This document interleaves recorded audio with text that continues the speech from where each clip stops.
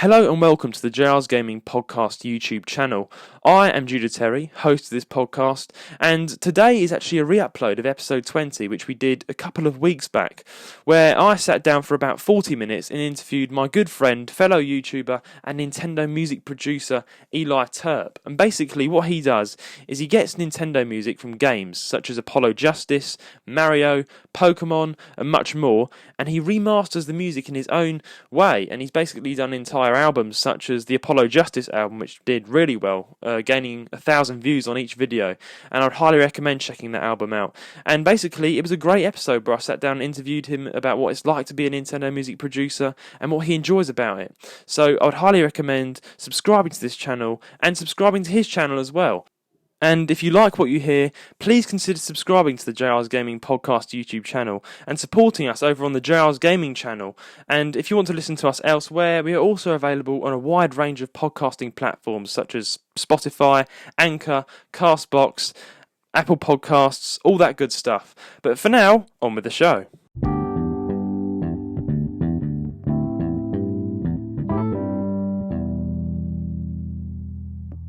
Hello and welcome to the JR's Gaming Podcast, where we talk about the rise of Nintendo and what this great gaming franchise has in store for us in the future of gaming, and of course the country from which it was born, Japan.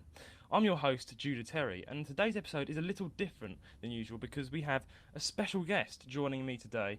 And today I'm joined by a childhood friend and music YouTuber, Elijah Turp, to talk a bit about what he does and what his thoughts are on Nintendo as a franchise. Elijah, it's your first time on the show. Welcome to the show. What do you think? First podcast? Is it your first podcast? Done a few in college before, but none like this, so very exciting. Yeah. Welcome. Yeah, I mean, me and Ryan have started this, as you probably know, since February, and since then it's kind of grown, and it's been really fun. It's been really good along the way, and it's great to have you on because you are, like me and Ryan, are a fellow YouTuber, and I believe you are also a fan of Nintendo by looking at. Yep, big fan of Nintendo, yeah. Yeah, that's good. That's always good. Always good to have a fan of Nintendo because that's what we're about. So, on this podcast, we talk about things like Nintendo and the franchise, how what it is for the future, and what potential it has. So it's really good to have you on and talk about a bit about what you do. But I am a bit of a predicament. Before I started the podcast, Elijah, to connect my microphone, I have to put this wire around another wire, up another wire, if you get what I mean, and then connect it into my laptop. And I did that. But the thing is, on the end of I didn't connect the microphone to the tripod. So I connected the microphone into the laptop, and then I was like, oh, great. I've now got to unplug it all because I didn't put it into the tripod. I don't know why this microphone is so strange, but That's a hassle. It is a hassle. I don't know how I put up with it. I've done it more than once before a podcast episode. But guys, hopefully it's a bit clearer because we're using a different studio to record on for this episode. I do apologise for some of the glitching that's been happening recently in some episodes, but hopefully this episode runs smoothly. So, Elijah, tell us a bit about yourself. What do you do? What sort of thing do you do? YouTube, as we already mentioned, music YouTuber. How did you start? Explain a bit about yourself. Okay, so I started, I think, a year ago.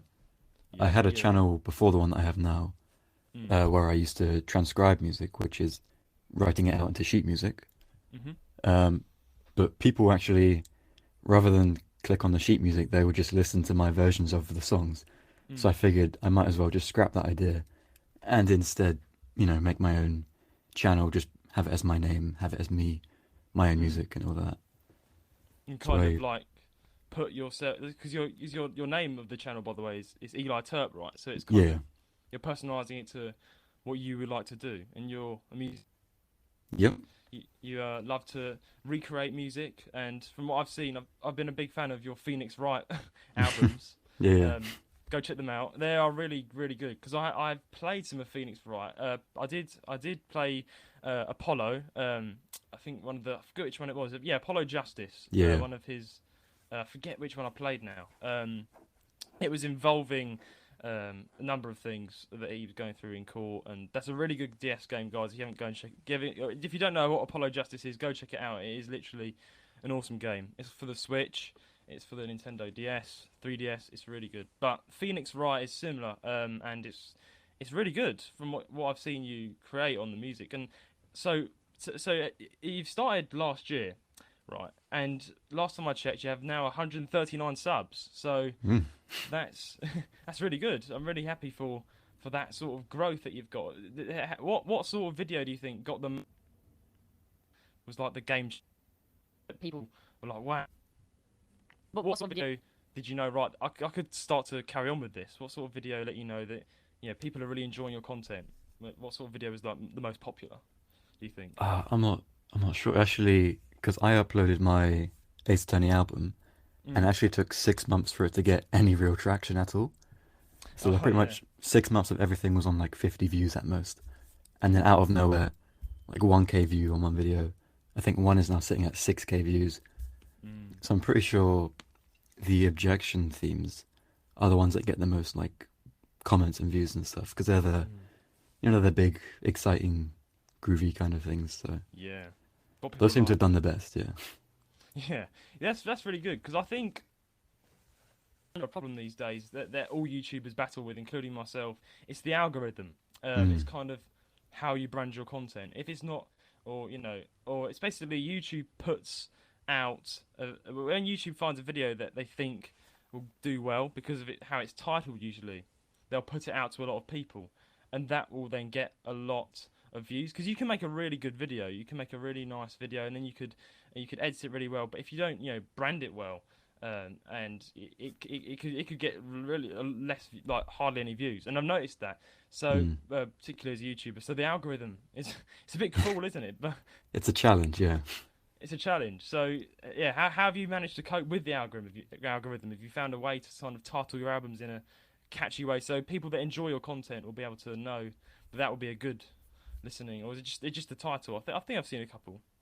I think yeah. It's So I've been uploading weekly for the past 2 months, and Mm, I know that consistency is what the algorithm really likes, and mm, also keywords. So in my titles, I'll try to include as much as I can that mm, pertains to the video, and also in the description of the video, because it mm, actually draws from that a lot more than you'd think.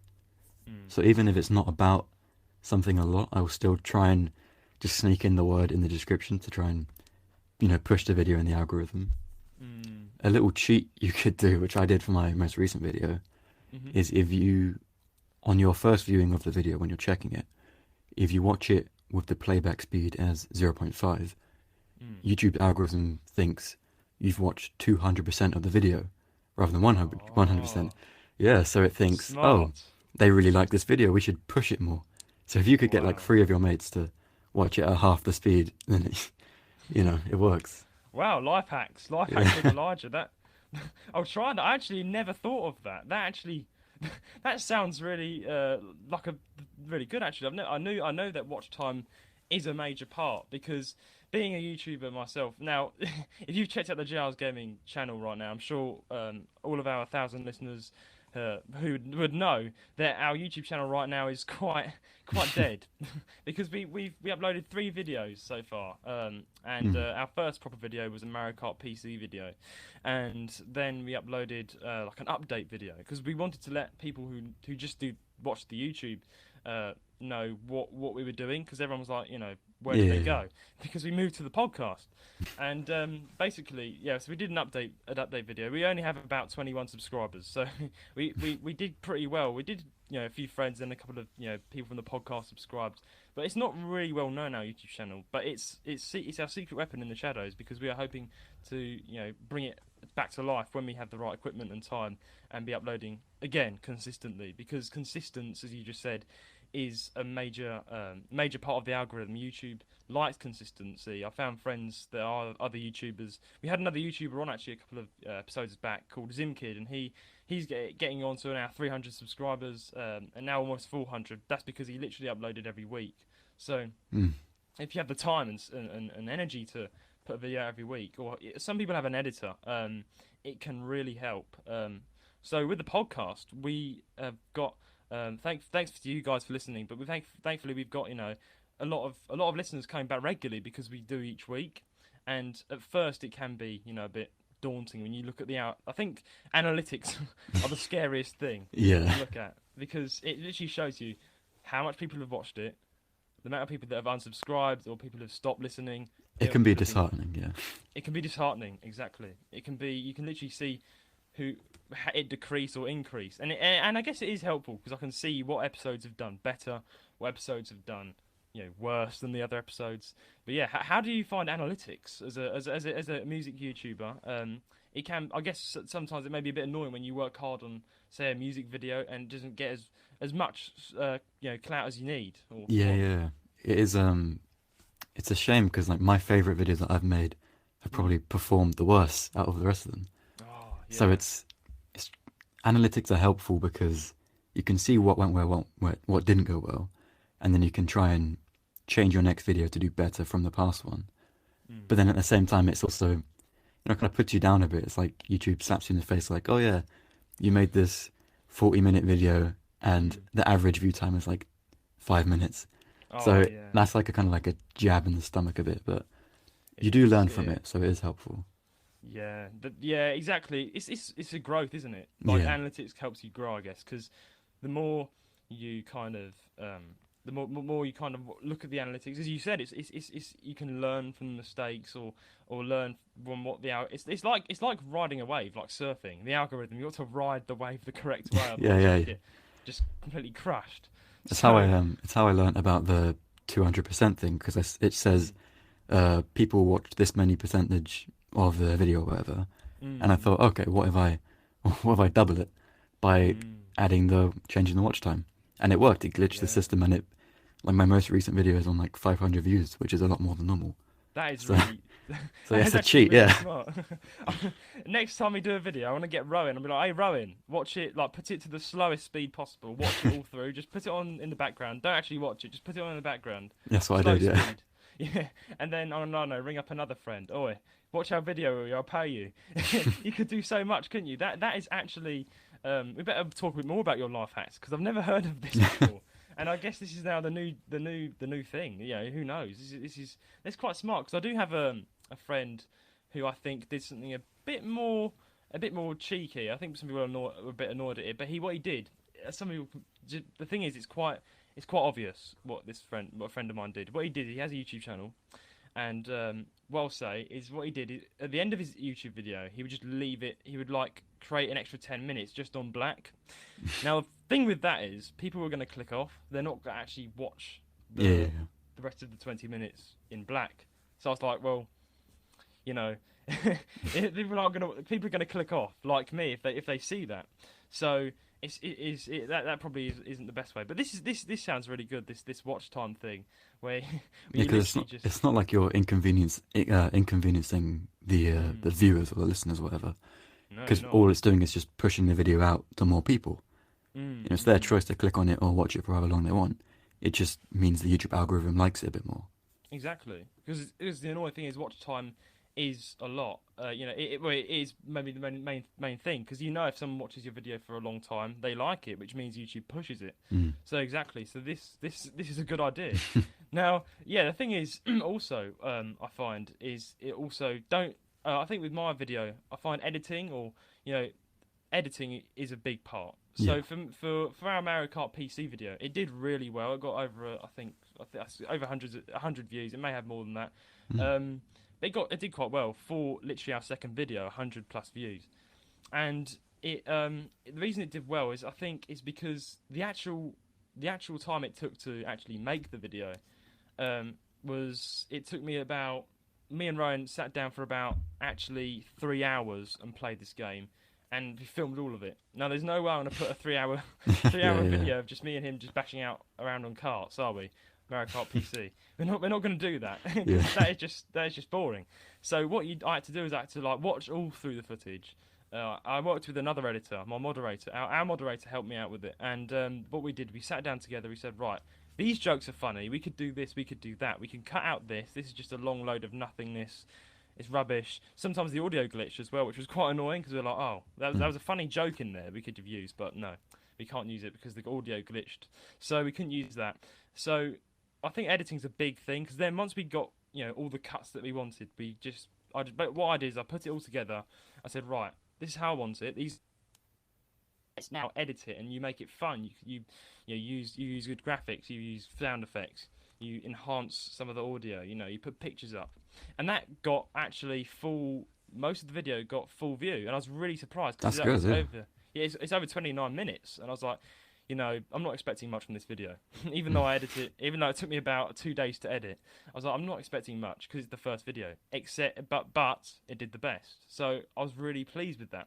I Mm. think it's because, you know, just if you edit it well and you add, you know, if you enhance on the jokes and things, then people enjoy it more because they kind of keeps them attached. They're like, oh, it's not getting boring. I'm not going to click off now. Of course, Oh yeah. yeah, You got to yeah. keep them drawn in, yeah. You'll keep them drawn in, exactly.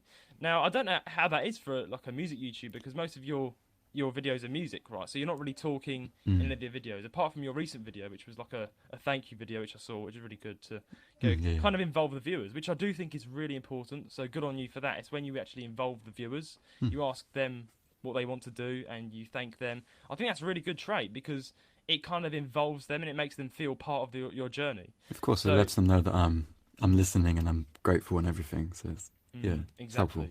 exactly. It's not just you doing it for yourself; you're doing it for other people's pleasure and you know, wanting to help them out. Of course, So yeah. exactly. So it is really good, and I like how you do take requests and things. So we will actually be looking actually because we have someone who's actually said in the questions what they would like to see from what they've seen. Okay. So yeah, so we'll be looking at that soon. But also, what encouraged you to start YouTube? This is a question of myself. What encouraged you? Because as you said before, you had your own channel. You wrote your own music before. Did anyone encourage you at all to start YouTube? Did you think, you know, maybe I could go big with this? Maybe I could, you know, put my love out there for this, or you know, or did you just thought I'm going to go on a whim? I'm just going to put out what I like out there and see what happens, or was it just did anyone encourage you, or what encouraged you to do it? Yeah, when I started this channel, it was more it was more of I was gonna just put my music out there. Mm. I didn't care if it did well, it did badly, whatever. I just wanted somewhere to upload it. Mm. And then I think that's why when I first started, there was like a 3 month gap between almost each video. You know, Mm. it wasn't very consistent at all. Yeah, just But kind then of here I, and there. Yeah. yeah, but then I kind of figured out, you know, I actually really enjoy this as a hobby. So Mm. I'd like to keep it going and actually try and grow the channel, which is then when I went and tried to target an audience more specifically with video game music, and then I started the weekly uploads. Mm. So it started as just on a whim, why not upload my music, and then it kind of turned into actually this is really fun and people are really enjoying it, so I might as well put Mm. more effort in and keep it going. Yeah. That's what I really like about, you know, how YouTubers start off. They start off as just a hobby, and it just kind of grows into something that other people really enjoy. That's what I really like about YouTube. It's just something that you like to do, and Mm. other people can benefit from that by watching your content. That's what I really like about it. It's a Even though win-win. yeah, it's a win-win. Even though I've not uploaded to our JR's gaming channel in quite a few months, but I'm hoping to create my own channel as well. I've been talking about the gaming videos. You know what I'm gonna do. I'm thinking of creating my own YouTube channel, which I do gaming on because I've not got my own personal channel to talk about that sort of stuff. Now the thing is, I have a bit of a problem because I was gonna actually upload a video recently on I think I put a short out on our channel about as a game called Monster Tale, which is a really good retro game. We're going to be talking about retro games in a minute, but it's a really good retro game, and I love playing it. And I thought, I need to promote this game more. So I bought a capture card for my 2DS, and I thought, I looked online and I was like, oh, you can mod your 3DS, and I was like, okay, but I'm not going to do that. I don't want to do that. I thought, and there's also the other version, which is Snicker Stream, which is where you hack your DS and you kind of you put a wireless feature in, which I did do, but Snicker Stream is down at the moment, so I couldn't use Snicker Stream either. So I bought a capture card and I thought, I'm going to do this my way. I'm going to try and hook my DS up. So I bought like 100 HDMI cables, and yeah, it was hell. And God. I even bought a capture card, and a capture card Comblon about $30. 1080p. It was good. Good reviews. Why not? A small one. I don't need anything that special. I bought 2 AC adapters. I hook it all up. It just doesn't work. I'm like, no. What have I become?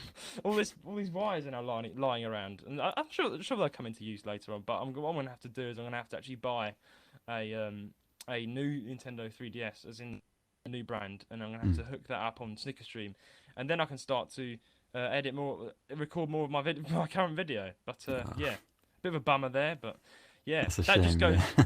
It is a big shame, but don't worry, Elijah. It will come out soon. It'll It come better. out. It better. It better come out. It'll come out it'll come out in the future. It could be near. It could be far.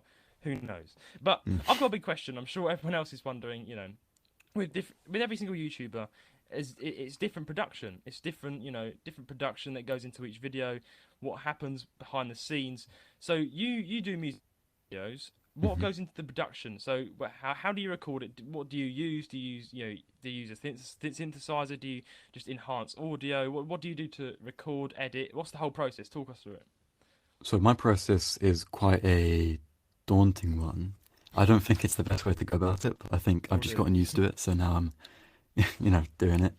Mm. So I'll listen to whatever song I'm going to be remastering or arranging. Mm-hmm. I'll then slowly but surely try to write it out and figure out how to play it on my keyboard. Mm. And then after that, I'll put it into, there's a music DAW called Ableton Live. So I put it in there and then I redo the instrumentation and okay, so it takes maybe a week in total. Wow. Yeah. Yeah. 3 days spent transcribing because especially in a lot of old video game music, there's a lot of little elements that you don't hear or that you can only hear if you listen really closely. But I always try to include those in my arrangements just to make sure that it's the most accurate thing you could get. Mm. So I'll, write it all out on sheet music and then put it all into my computer bit by bit, line by line. So it's not, none of it is sampled from the original. It's all completely rewritten. Wow. So, yeah, I guess that is what a remaster is really. It's a, reimagining of it and a reiteration, but in a more modern style. Yeah, and then you put it into an editor and all that, and then kind of just bam, it's up there, and you use the that I've got to say, I now have a lot more respect for music YouTubers in a whole, including yourself, because that does sound like hell. Well, It takes so long, yeah.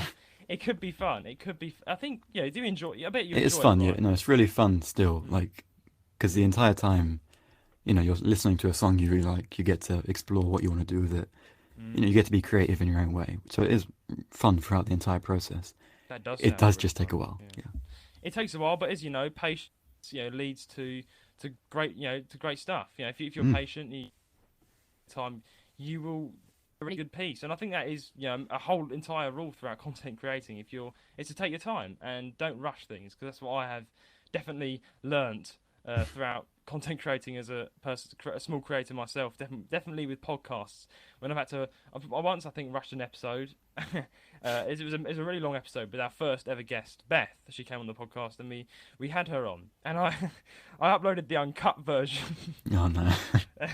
The entire world could hear the uncut version for about 10 minutes. So I was like, right, all done. I kind of rushed it. I didn't listen to it. So here's the thing: once you've edited a podcast, now with podcasts, I've spoken about this before in previous episodes. The good thing about podcasts is there's not much to edit. You kind of just talk and then upload. But sometimes things can go wrong, like an audio glitch. Sometimes you need to enhance the audio. Sometimes, say someone, I don't know, said falls off their chair. I don't know, like if something like that happens, you would need to edit it out because it's embarrassing. It depends if it's funny or not. But you know what I mean. So basically, there is sometimes a bit of editing that goes in before, including the before and after bit, where you say, right, 1 2 1 2 blah blah blah. Then you end, okay, that's finished. Those are the bits you have to cut out.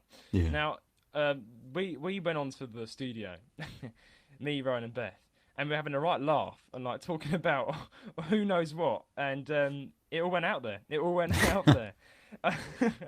And it was the most embarrassing thing I've ever experienced. And I got a message from Beth, and she was like, "Did you edit it?" And I was like, "Oh no." Oh, that's the worst because it's at the beginning as well, so everyone's was going to hear it. Exactly. It was at the beginning. My worst nightmare literally came true, and I literally just dashed onto the computer, deleted the episode off the internet, of course, off online, took it down, and then had to put an update on saying, "I'm really sorry about that, guys. I'm gonna have to re-edit this." And it came out like 2 days late. So big lesson on my part. patience. Yeah. Always be patient, never rush things, because that was awful. And I'm sure many of our committed listeners can look back at that and laugh at me and make fun of us for that, all on the podcast team, because that was quite fun, funny. Not for me though. I can look back at you can look at these sort of things and laugh, but in the moment, it's really bloody scary. Yeah. Yeah. So, oh dear, that was yeah. So yeah, patience is really important, but. What I really did take away from what you just said is it's what you like to do. In all this sort of stuff, it's you're enjoying your music production, and other people are enjoying it at the same time because they're watching it. And it does sound really fun because my experience with music is I played the bass guitar in a band for about 2 years, and then we Okay. split up. But yeah, I've always been like a bass guitarist. I've been a drummer as well. I've been a guitarist. I'm into music. I love music. I listen to music if I'm not doing anything else. Nice. So Yeah. I wish I could do this sort of stuff because I'm really bad at writing music. So, again, it's like, I have great respect for you because you have to sit down, you have to write out the music, then put it out, all that sort of stuff. Then you have to play it. Now, my great interest is because you're using a keyboard. Do you use any other instruments, or do you just kind of use the inbuilt sounds of the synthesizer in the keyboard, or do you ever use your drum kit? Do you use anything else, or is it all done on your keyboard? So far, I've pretty much entirely used like DAW synthesizer sounds. So Right, not yeah. live played instruments, other than the piano and a few tracks. Mm. But I have I'm working on another Ace Attorney album currently, and it'll Mm. probably be out in a few months. But Mm. that's played entirely live. So Wow. live drums, live keys, live bass. And that's why it's taking so long to make, because unlike my previous Ace Attorney album where I can just, I can write it out, I can listen, I can then edit it. Mm. I have to do one long take of it. And if I mess up one bit, I've got to try again and Mm. try again and try again. And a lot of the time I'll have to, just stop for the day and be like, okay, I'm not going to get it today. Try again tomorrow. Mm. So yeah. So far I've used pretty much entirely synthesized, other than some bits. Mm. But for the future, I will be playing almost entirely live. So Wow. exciting, but That also is scary. exciting. It can be, I guess, because you're working so hard for this. Looking forward to it. Your viewers that support you, and of course Mm. I do as well. So I'm really looking forward to that album. So yeah, I'll be listening to that, and I'll be looking forward to listening to it. And yeah, that does sound really exciting because you're using more than one sort of instrument. And yeah, that does seem daunting because you got to do a lot of stuff. But then again, it's the finished product that you can look back at and think, I worked on this for months, and the finished product was really good. I liked it. It pleased me. That's what you can Yeah, look yeah. back and say. So that's what I like about this sort of thing. It's out there. It's that out there for generations. With YouTube. YouTube is like the new TV now because everyone watches YouTube. Mm. It's always out there, so you can always look back at it. Your family can always look back at it and enjoy, what you've done. And yeah, I am looking forward to it. Yeah, it's a great hub to, to display all your work. It's a good way to have a portfolio as well. You Exactly. could say, like, oh, look at my YouTube channel. This is where all my work is, or my Mm. music, or my videos, whatever. So it's a Mm. really helpful site. Yeah. Exactly. When you say portfolio, that is quite interesting as well because you could say I do use that within my work as well because I go to a college that does animal welfare, and within my application form, I literally said I do a YouTube channel which talks about insects and animals, and Nice. Yeah. if most of our viewers don't, they're gamers, they really like insects and that. But if you do want to check it out, it is Micro Life TV, which again, it's not really a channel I'm wanting to go that big with. It's just something I put the stuff that I love out on, Mm. to see what happens.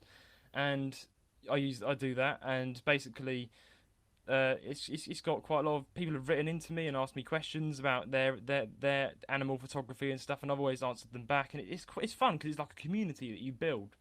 And Mm, yeah. again, as you said, like a portfolio, you can use it to say, look, I do this sort of stuff. So yeah, that is literally that is so good to talk about because the production and I'm really its production is so important with patience and all. But also one thing I'd like to add lastly within this is one thing I probably do struggle with is overwork because sometimes when I've got an editing project, I'm probably sure you can relate. I just keep on working on it because I just want to get it done. It's just like Yeah, I mean yeah. I enjoy it so much, but then you look at the clock and I've been like I'm on this for 4 hours. I'm getting stressed. You need to Mm. take a break, as you said. I've spent entire days on arrangements, just pretty much sitting at my computer the entire day. Forget to have lunch, forget to do everything. I'm so absorbed in the music. And then my brother will come in or something and be like, have you eaten yet? I'm like, no. And I'll check, and then they'll look at the time, like, oh, well, oh no, Oh where did dear. they go? Where did they go? Oh dear. Uh, So he comes in, have you eaten? Oh no, I'm just doing a video. Oh, he's doing another video. He's never eating. He's upstairs. He's doing something else.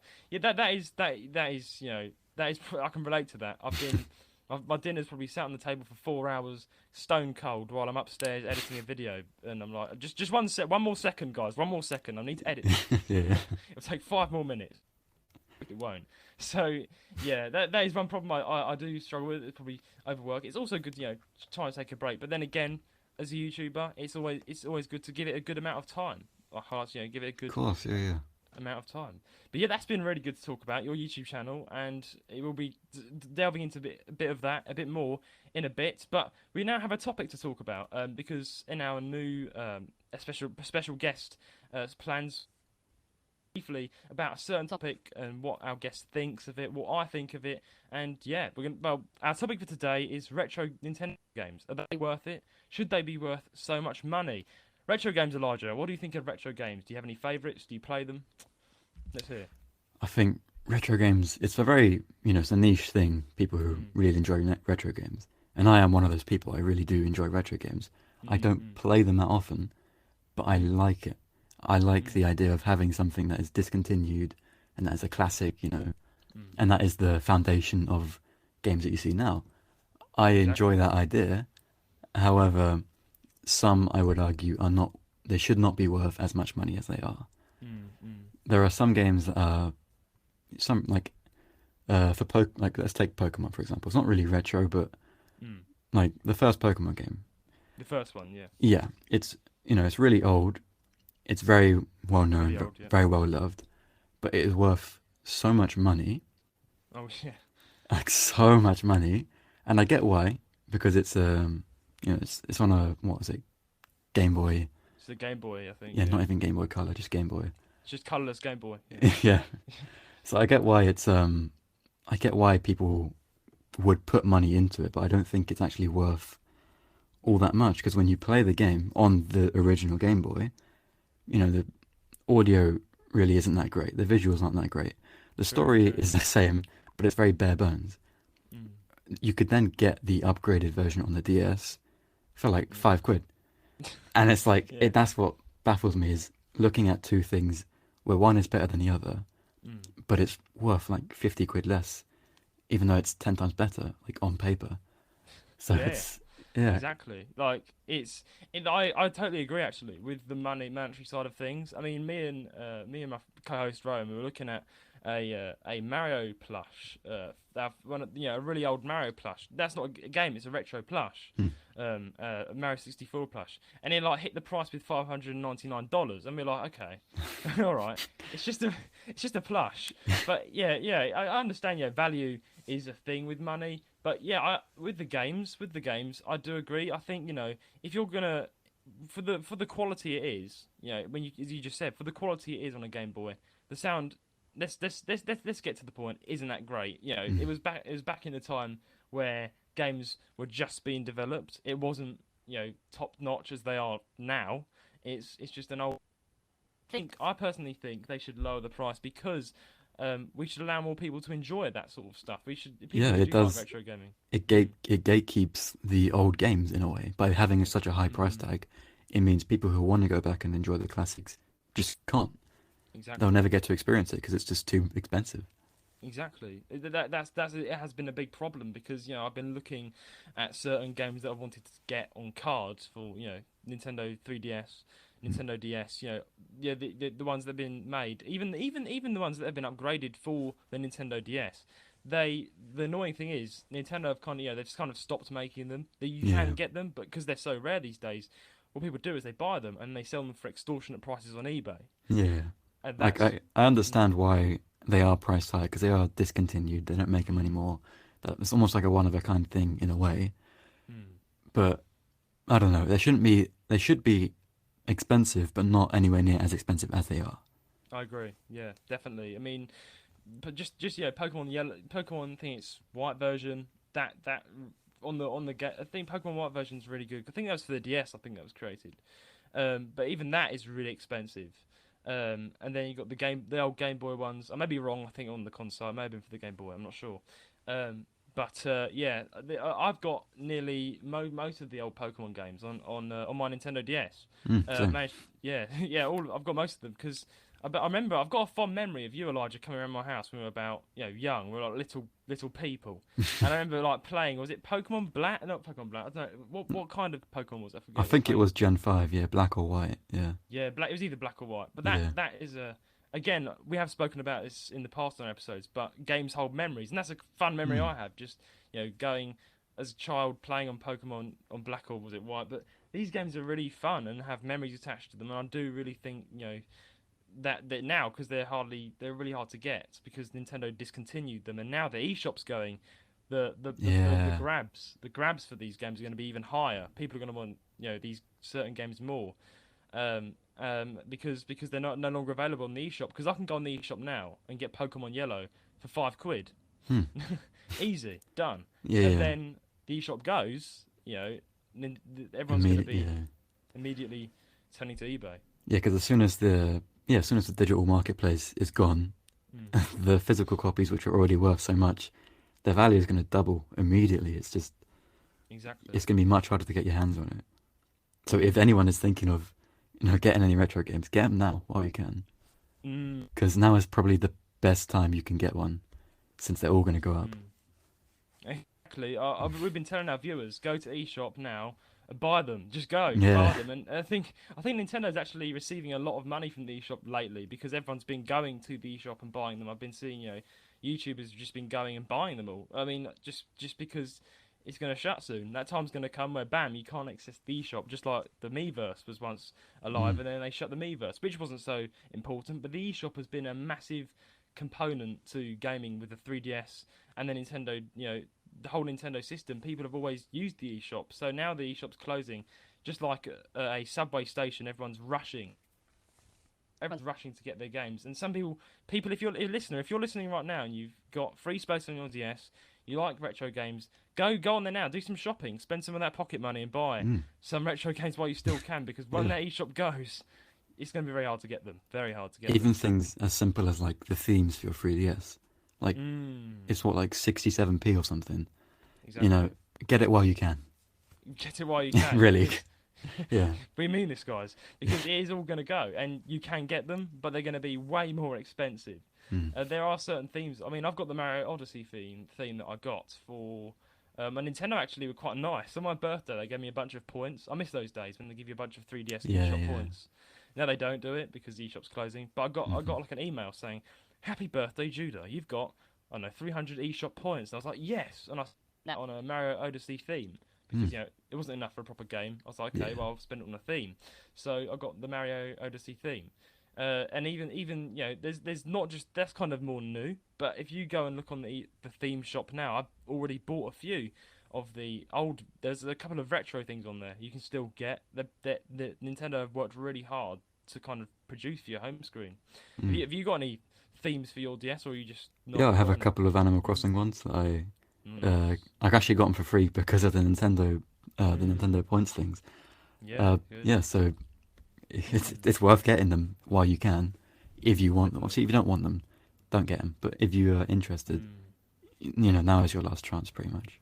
Exactly. Now is the last chance, and yeah, I mean, what is also now the eShop is going. There is most YouTubers have been taking to probably the DS hack for what's it called an enemy, Mm. and there are loads of actually creators now creating themes that you can now download at any time using the Universal Updater, which only can be got if you hack your 3DS. So if you have a DS that you hold dear to your life, don't do it. Get a Yeah. separate DS and hack it on there, and you can get themes that people have created, perfectly fine, perfectly legal. People have actually created these themes, game creators. Like there's one I got called Naruto. It's like one of the favorite anime characters from Naruto.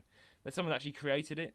Okay, nice. And using an emulator, and they put it on their 3DS for other people to get as well. But even still, they're not proper, Nintendo authorized themes. If you want to get a Nintendo authorized theme, get it now from the actual Nintendo theme shop, because it's going to go. So yeah, exactly. The actual Nintendo games and stuff are are going. So your retro games, end of the day, my view is similar to you, I do play them now and again, but I still think they're more good to look at. I like, recently I've been playing Chinatown Wars, GTA Chinatown Wars. Okay. That's not too retro, but it was made in 2009, so you could argue it is quite old. But it's really fun, compared to the GTA 5 today. It's like phenomenal graphics, so much stuff you can do. But I just liked cruising around in a car and smashing things up on GTA Chinatown Wars. Yeah. It's just fun. It's just fun to think that this was big back in 2009. Everyone was playing this on the DS. Now it's on the PlayStation 5, on GTA 5 and whatnot. So again, retro games are the base, as you just said, for all the games we have today. So yeah, I definitely think they're worth it. They are the concrete of all the games we have today. And I'm sure you can relate. All the there's a load of Ace Attorney games that are not retro, but they're old. And they're probably going to start to get rare in a few years. Would you say? I mean, yeah, the original DS ports for all the original Ace Attorney trilogy, that came out in like 2001, 2002. Yeah. So it is old. It's quite old in a sense, yeah. Yeah, it's exactly because it's old, and because, as I say, games get more value as they age. It's going to get more pricey. So yeah, go get them now. Retro games are good. I think they're worth it, and I think I've shared this before, but there's a couple of things that I'm really looking forward to doing. Is collecting all the Nintendo stuff. It's going to be hard. I'm not going to collect every single game out there. That's impossible, probably. But I'm going to be trying my best to start collecting now what I can of the Nintendo memorabilia. I'm going to try and get hold of a 64 if I can. Probably won't. I need to save up because they're more expensive than the bloody Switch these days. Yeah. so they are really hard to get. But yeah, it is. I'm looking forward to kind of just collecting Nintendo memorabilia. That is what I'm looking forward to doing. Yeah, I think all the retro stuff is really, it's for collectors. Like you wouldn't expect your everyday Nintendo fan to want to spend hundreds and hundreds on a 20-year-old console. But it's like it's for the niche audience that wants to collect all the stuff from the past. Yeah. Exactly, and it's not necessarily for playing. It's just for you to look at, and you can show your kids this was the first Nintendo console. The SNES or the SNES as well was pretty cool. And I collect that. You got the old GameCube. Then you start to work your way up. But yeah, I really want to start collecting them. But yeah, that's our view on retro games. Do send it in, guys, if you've got any other views on retro games. If you've got a favourite retro game, do let us know. And yeah, we'll be responding. Now we're on to the last segment and final segment of the podcast, questions. Now, because this podcast episode was a bit different, we're not going to be reading out general emails from listeners that me and Rowan would read out originally. I put out an advert on Instagram and Twitter and whatnot and the likes, and we've had a bunch of questions sent in for you, Elijah. People are wanting to know about you as a person, about your channel, and we're going to be answering some of them here. I'm really sorry, guys, if you've not got them all, because there was a lot, and some of them were repetitive, so I chose the best questions that I could find and narrowed it down to a couple. So our first question from our viewers, Elijah, I think we have kind of already covered this, but you could probably just go over it briefly. Why did you start the channel? Fun hobby, wait, that's pretty much it. Yeah, it's just a fun hobby, yeah. Just a fun hobby. We've kind of covered it, you just kind of did it, you put it out there because you enjoyed it, and then kind of grew from there. But yeah, that's why you started. Now, we've got an interesting one here. How long have you loved Nintendo? All my life, I'd say. My first ever console was a DS Lite, and then my second one was a Nintendo Wii. So I've grown up with Nintendo, and I've still stuck with it. So I've always loved it, yeah. That's really cool, because that's what we want to hear on this podcast, because I'm exactly the same. I've loved Nintendo all my life. It's been my gaming franchise. Yes, PlayStation's fun and that, but I don't really play it. I kind of have always stuck with Nintendo, and I'm sorting my own Switch out at the moment because I'm really excited to have my own Switch. I've been borrowing playing on other people's Switches, and up till now, I'm going to get my own Switch and be playing around on that, and then I can start creating videos with my capture card. So I'm looking forward to it. Great, yeah. But yeah, same all my life. He's loved it all his life, guys. We've got an interesting question here. You don't have to give exactly where you are, but where are you from? Where are you from? Do you want my postcode as well? No. Yeah, go ahead. Okay. I'm from London, England, UK, Europe, Earth. Yeah. The Earth. Just say the Earth. Yeah. Yeah. I mean, that's quite interesting. So I'm also from London. If many people are interested here, but yeah, I was born and raised in London for 2 years. Then I moved all the way up north to a city called Leicester. So it's just yeah, Yep. my voice is. I've still got my London accent now. I've still got my Kentish Mm. Dartford accent, which Yeah, is yeah. amazing. But yeah, I'll probably move back down south one day because that's where I'm from. I feel at home in London. But yeah, Mm. London. That's the answer. Nelson, what is it like doing YouTube as a hobby? Would you like to cover a bit more on that, or? It's really, really enjoyable, especially seeing the feedback that I get from my viewers and everything. A lot of them will say, "Oh, this is really good. You know, look forward to your bright future." Or, "Oh, this is really nice. This sounds great." Or, Mm, "This made me feel this way. This made me feel this way." Like it's as a hobby because it's not a job and there's not like the stresses of I have to do this, I have to do this to be, to be able to make enough money to survive. Since it's just a hobby on the side, receiving feedback and uploading weekly or whatever, even just uploading monthly, mm, uploading at all, it's nice, it's fun, it's wholesome. mm, It's a good way to be creative and to just have a nice little community around you. It's the encouragement they give you as well that helps you carry on. So Precisely, yeah.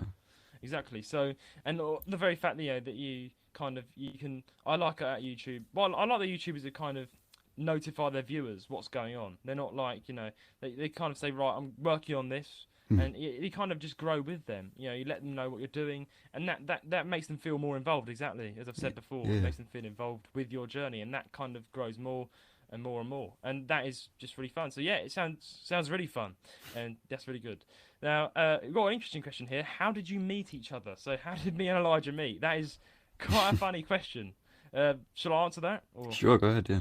I'll go ahead. So yeah, we met each other from the very start. Like we've known each other pretty much all our life. Yeah, my mum and his mum were best friends when they were kids. So Yeah. funny enough, we just yeah, that's how we met each other. And yeah, it's good to see that you're a fellow Nintendo fan. And Hmm. We have and more to talk about now, yeah. we have more to talk about exactly. And just making content. And it's really funny to see how we've both grown up and become. Now we're reaching adulthood slowly. We're now being content creators, which is quite fun. As our hobby, we're just kind of Mm. ebbing along. You've got the music career, and they've got I've got my podcast and YouTube channels to work on, Mm. and yeah, it's been really cool. That's how we met each other, and yeah, we kind of I have so many. I can think of so many funny things that happened when we were younger. Just being little boys, yeah, going places. I think you came to visit us. I think our house Yeah, like pretty years much ago. most of the time I went to visit you, yeah. Yeah, and I used to remember you coming around to our grandma's flat. I think it was a house in London. And we were like playing with bears at the age of like 7 or younger than that. But Mm. yeah, there's a lot of fun memories attached. Yeah, me and Elijah, have, known of each other for most of our lives, and yeah, our parents are kind of really close. So yeah, that's how we met. Mm. That's us in a whole. Now this is quite good. This person's been a bit cheeky. They fitted in 3 questions in one sentence. I Okay. said, what is their favourite food, their favourite game, and their favourite console? Should we start Ooh, with favourite okay. food? Favorite food? I mean, I'm a simple man. I like sausage and Simple mash. man. Sausage and mash. That's not simple. That's good. That's Yeah, a good can't go one. wrong with that, yeah. You can't go wrong with bangers and mash. No. My favorite game is Ace Attorney Trials and Tribulations, which is the third game in the series. So, yeah.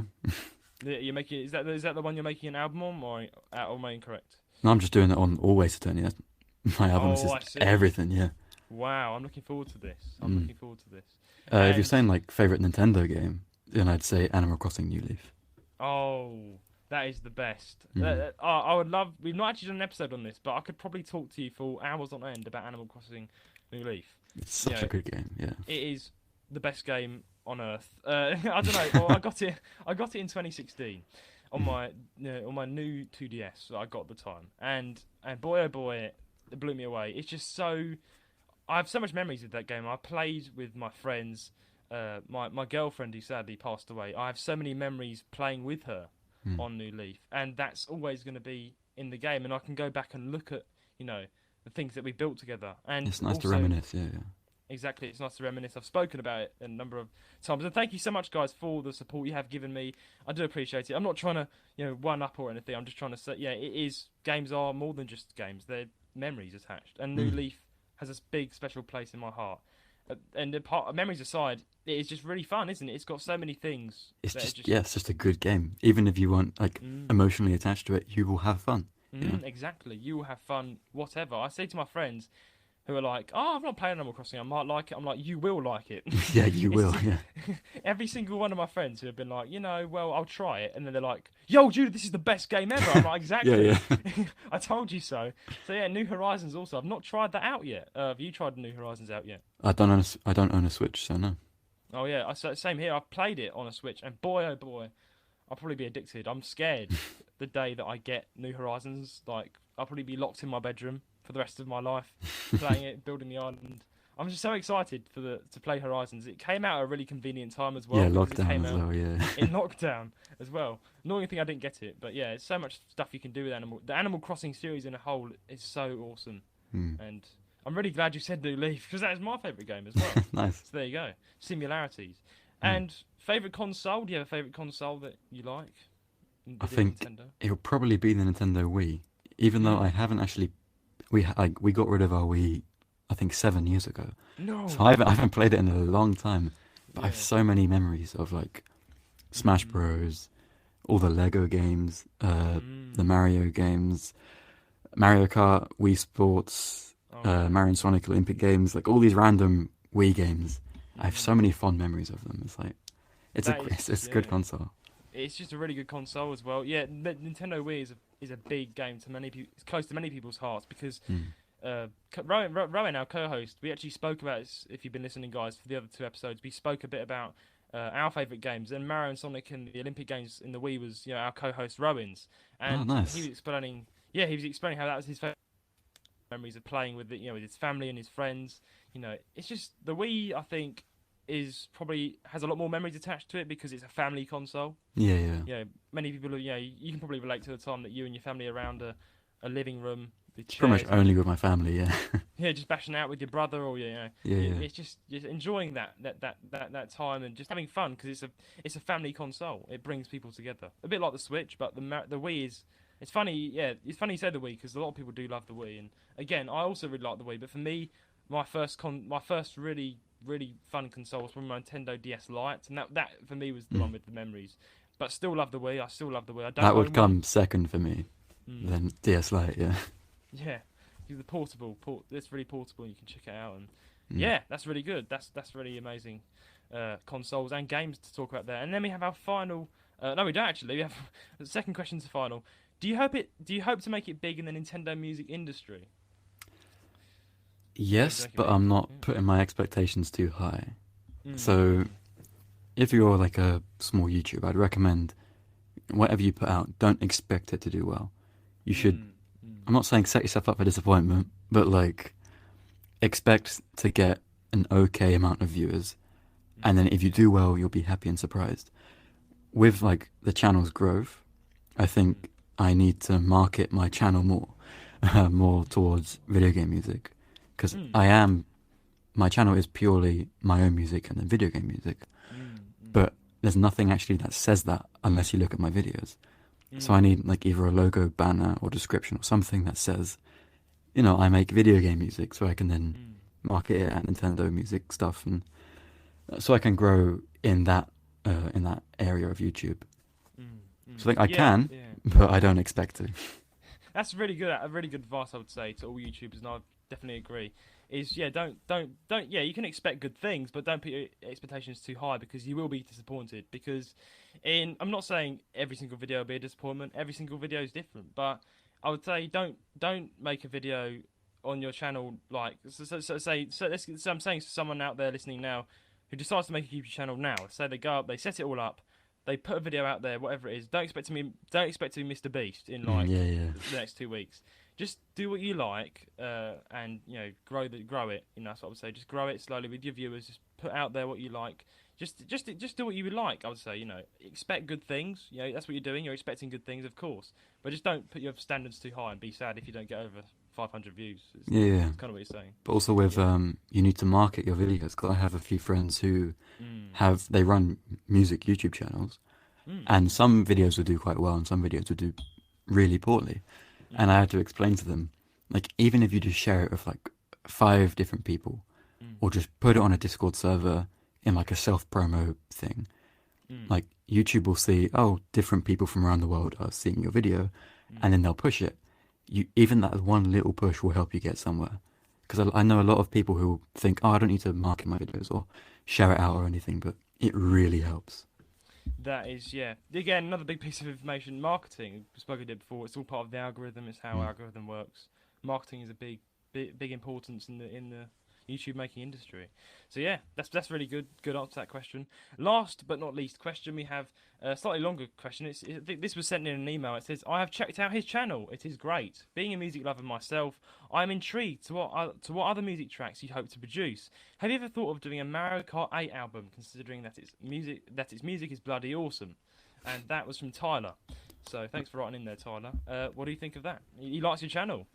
No, thank you. Well, the thing is, I actually have thought of doing a Mario Kart album. There's a YouTuber called 8-Bit Music Theory, and he does music theory for video game music. Yeah, and he, I think, a couple months ago, released his own music for the first time, and it was an entire album of like jazz arrangements of Mario Kart tunes. And I listened to it, and I immediately thought, I have to do this. Like, this is so good. I feel like every Mario Kart track is just a banger. Oh yeah. Like every single one, especially Mario Kart 8.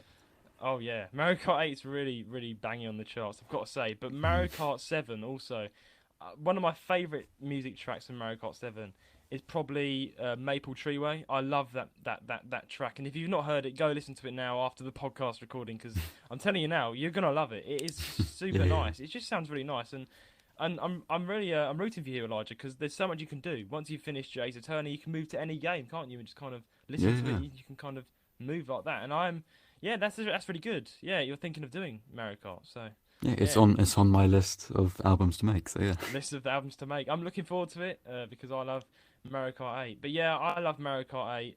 I love Mario Kart. I've got again one last thing to say: Mario Kart DS.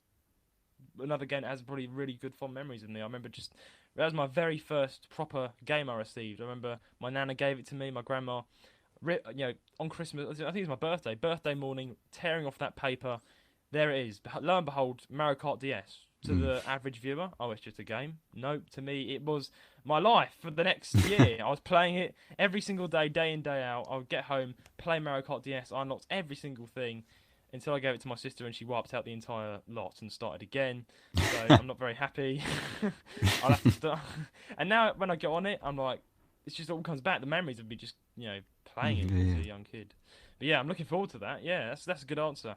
And yeah, guys, thank you so much for checking out Elijah's channel from the advert. And there will be advertisements coming up, because the day this airs, it's probably about this episode will air in about a week or so. But there will be advertisements coming around on yours as well, Elijah, as well as mine, to advertise this episode. But that's been a good episode. Thank you so much for coming on, Elijah. It's been a pleasure to have you and sit down for an hour and just talk about what you like to do, how you produce your music videos. And I really do hope people from this channel go in and listen and enjoy your YouTube channel. So thank you very much for coming on, Elijah. Thank you. So guys, if you want to go and check out his his socials will be in the description, his YouTube channel and anything else. I'll link it all in the description. Please go check it out, subscribe, and show him some love, and look forward to his next Ace Attorney album, which will be coming out hopefully in a few months. Yep. Please send in your questions and comments to jalesgaming135@gmail.com. Please subscribe or follow us on whatever platform you're listening from, and leave us a 5-star rating on Apple Podcasts. And this will help us out greatly and get the podcast around. Our socials will be in the description. Our Instagram server. That's Discord. What am I saying?